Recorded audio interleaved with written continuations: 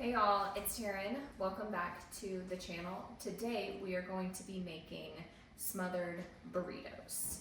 So I thought that it would be cool to talk about how I fit high calorie meals into my macros. So today what you're gonna need is some lean ground beef. Mine is 93.7, I believe. Low carb tortillas, salsa verde, like any kind of cheese sauce. This is queso blanco. I don't know. Look, it's not authentic.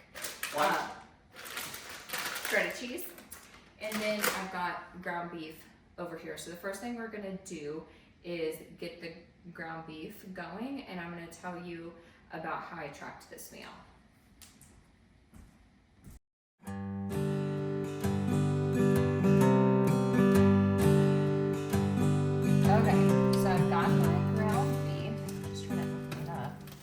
And I'm gonna put my stove on medium heat, and we're gonna start getting that meat going. So I toss that in the pan. I'm getting this little part up that's like on the bottom of the containers. And I'm gonna wash my hands real quick.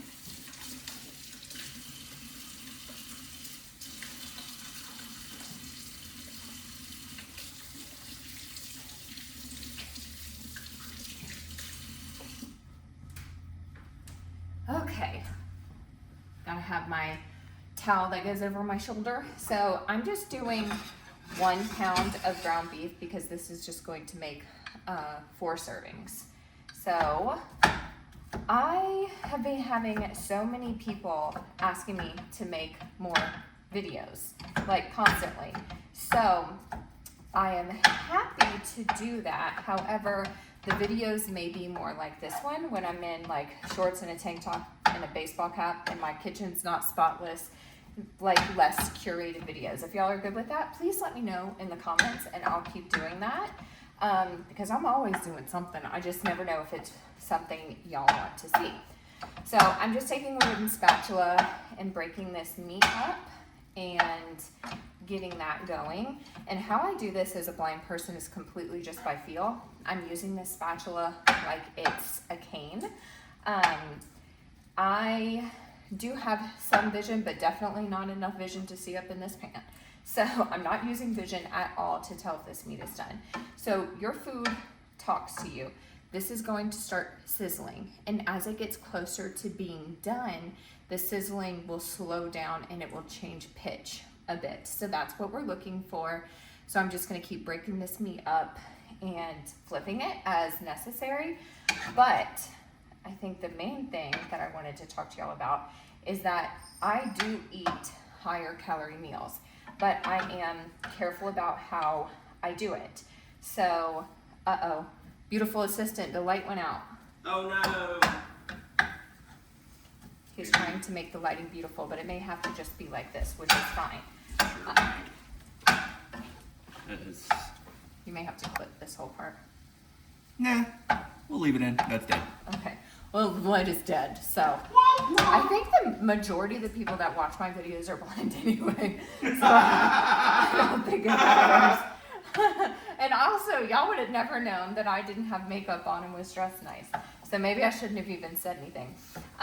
But how I do this is when I'm having a higher calorie meal is I use MyFitnessPal and I literally track every single thing that I eat. I weigh it out, I track everything. And this is very important. I may or may not put the pictures in here. I don't know if I want it on such a widespread like internet, but I've been working with my coach for about 4.5 months. My weight has changed 1 pound and I look like I'm like 20 pounds lighter. And that's because I went through a recomp phase where I put on muscle and I lost body fat. But in order to do that, you have to be very strategic with your strength training and tracking your macros. I work with a coach that tailors everything to me. So you need to do what your coach says. I'm gonna do what my coach says. So I am doing carb cycling right now. So on my 3 leg days a week, I have higher carbs, and every other day I have lower carbs. So today is also a lower carb day. So I had to be very strategic on how I did this. So what I do is I go into MyFitnessPal and I tracked this meal first so that I can make everything else fit in around it. So I created a recipe and I got the exact macros for this meal, tracked it first. Then, because of that, I had to actually have a little bit of a lower calorie lunch and breakfast, but that's fine because I built the rest of my foods for the day around what I still had left over. So that's how I fit these higher calorie meals in. Are you gonna fit a large pizza in your macros? Probably not. So we also do need to be strategic on the foods that we are choosing.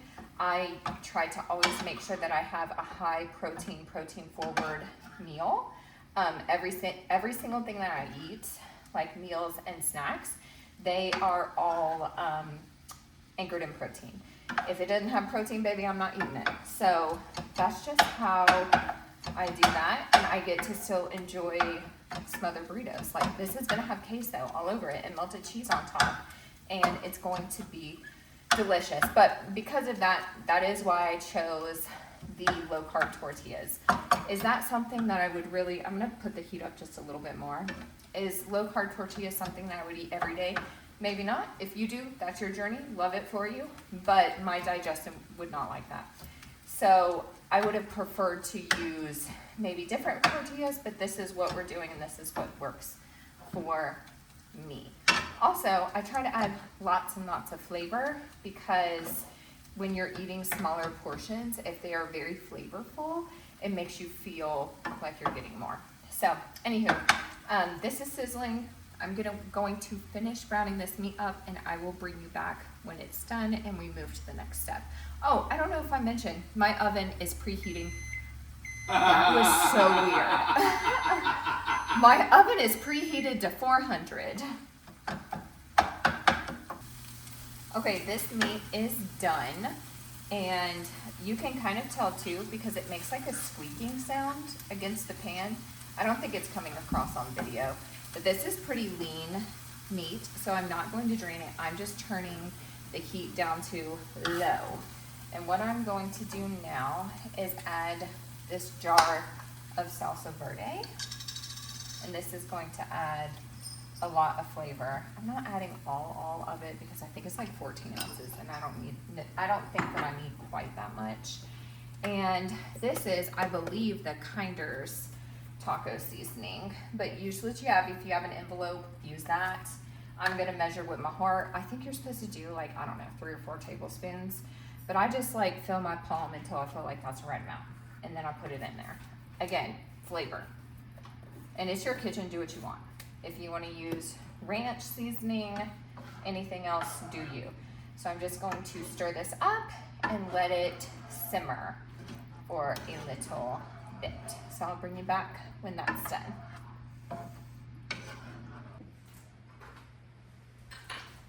Okay, so the meat is done simmering. I have a casserole dish, a glass one. I don't know what size it is, maybe 9 by 9. Let's go with that. And I have some avocado spray that I'm just going to spray on the inside of this baking dish. And I'm just using my hand, my hands are clean, to kind of smear that around everywhere.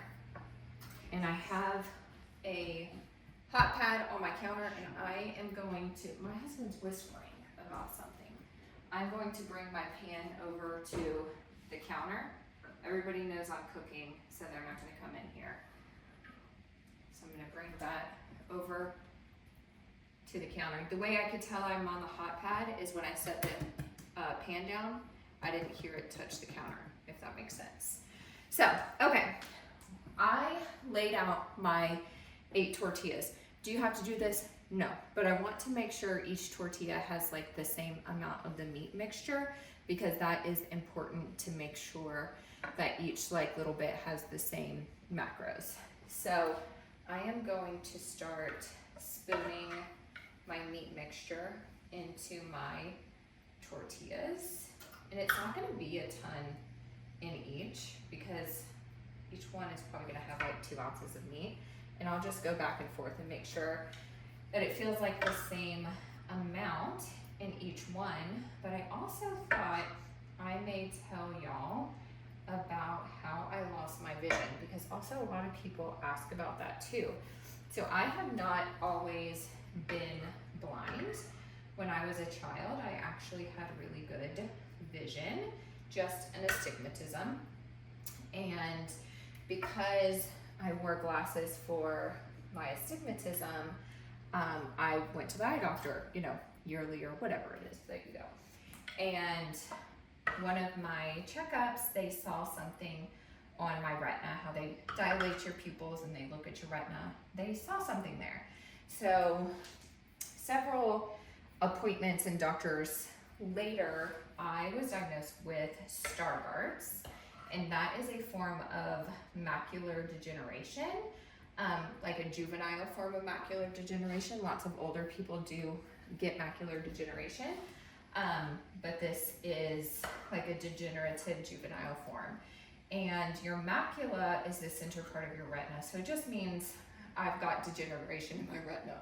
All that to say, I lost my vision pretty quickly when I was younger, probably within, I don't know, like a year and a half of my diagnosis. I was considered legally blind, and I've lost considerably more sight than that. I even lost sight like in my 20s and 30s.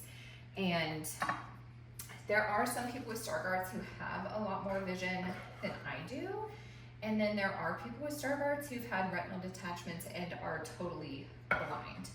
So that's just kind of my story. So if you watch me and maybe I do things that you're like, oh, she can see, I think it's also important. So I did put the meat mixture on all these tortillas, but I still have some left over. So I'm gonna go back and add a little bit more to each.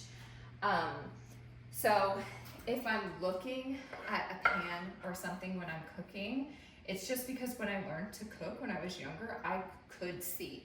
So there are some things that I still do that people are like, oh, are you sure she's blind? And also I was taught from the time I started losing my sight that making eye contact is still important. So if I'm making eye contact with you, IRL, I really can't see you. I'm just judging where I should look based off of where the sound of your voice is coming from. And that's just how I kind of do that. And if you notice or you're around me a lot, you may notice that my eyes kind of shake a little bit. And I think that's really, for the most part, the only way that a lot of people can tell that I have anything going on with my eyes, because I'm told all the time, you don't look blind. I don't really know what that means. If they expect me to have on sunglasses or, I don't know. But that's just a little bit about my vision and how that happened. I did go to a training center for the blind when I was like 18, 19 years old. And I learned non-visual techniques, and that was very helpful. And after I learned the basics, especially with cooking, I just kept taking that. Well, it took a little bit, but I wanted to take that to the next level as far as it went with cooking, just because I really enjoy cooking. You've always been a good cook. Thank you. And That's why I married you. I'm just rolling these tortillas up and putting them in my greased pan. But I just, saw these other moms and homemakers doing these really cool, like exquisite things. And all I could think is like, I want a beautifully decorated home too. And I want these like beautifully curated, yummy meals. And these are things that I wanted to do too. And I didn't want to be a bare minimum or a just enougher. I've never been a just enougher ever in my life. So it was important to me that if there was something I wanted to learn how to do, that I figure that out. I think it's important to be a lifelong learner too. The day you stop learning is the day you like rot away. So I wanted to keep learning. I hope my children are lifelong learners as well. I also think that, knowing how to teach yourself is important too. Y'all, I'm having to sandwich these suckers in here. I should have gotten a bigger pan, but I didn't. So we're just gonna make this work. Well, look, now you learned. Yep. next time I make this, I'll get a bigger pan. So I'm trying to get this little guy in the pan. Okay, so my counter is messy. Quick reset break.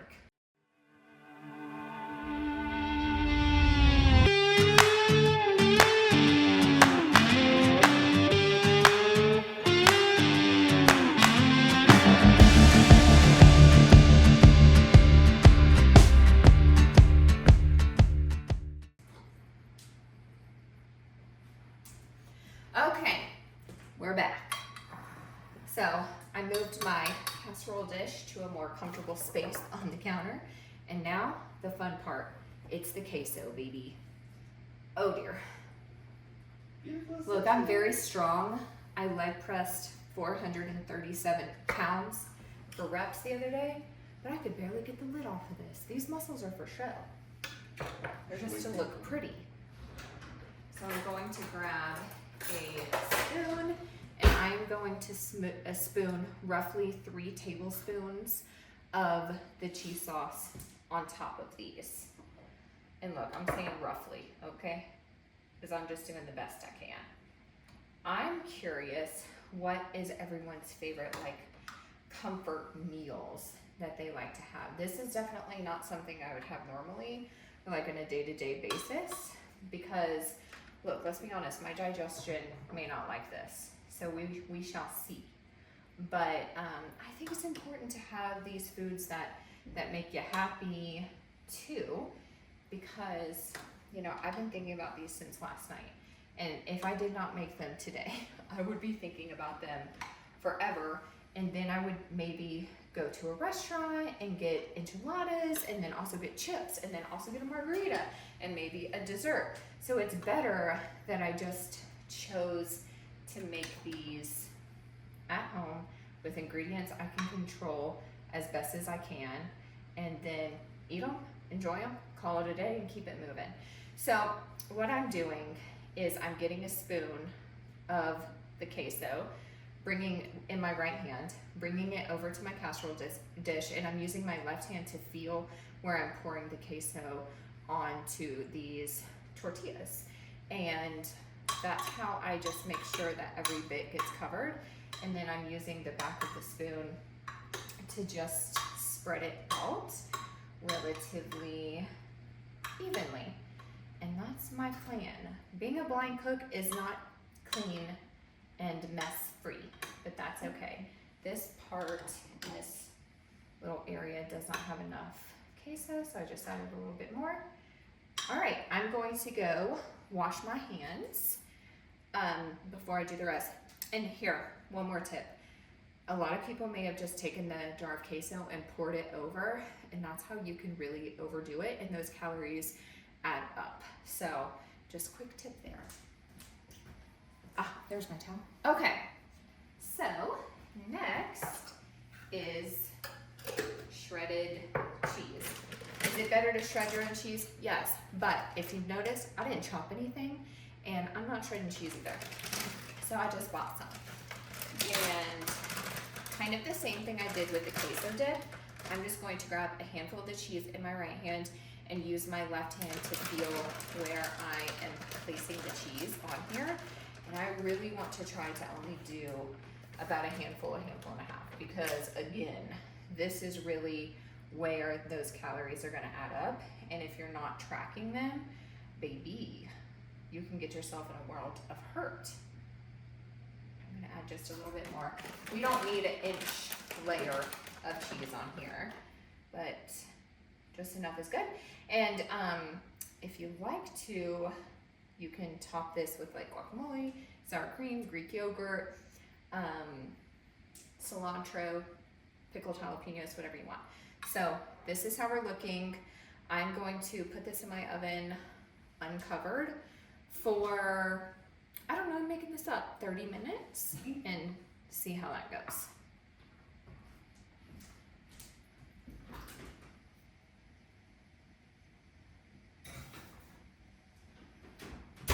Boom, baby. Our timer has gone off. So I'm going to grab this out of the oven. and I have chicken oven mitts. I know you're jealous. And I put the hot thing like right in the middle of my counter, so that's how I know where it is. And this is ready to go. I am going to let it set for about 10 minutes to let it set up a little bit, and then we will dig in. I'm pretty sure Scarlett is not going to eat this, but we're going to keep our fingers crossed and plate it up anyway. Delaney, she's living her best life. I did have a couple of people ask why she's ever in the videos. She's nearly 16. She does not want to be on camera, but just know she's always here. I hope y'all loved this video. Let me know if you like this like less curated, more fly by the seat of my pants kind of content, because I could definitely do more of that. And please, please share the video, subscribe. Do you know it's actually free to you to subscribe? It doesn't cost you anything at all, and it helps me a lot. And again, let me know in the comments if you like the video, if there's something else you want me to make. And until next time, happy homemaking. Boom, baby!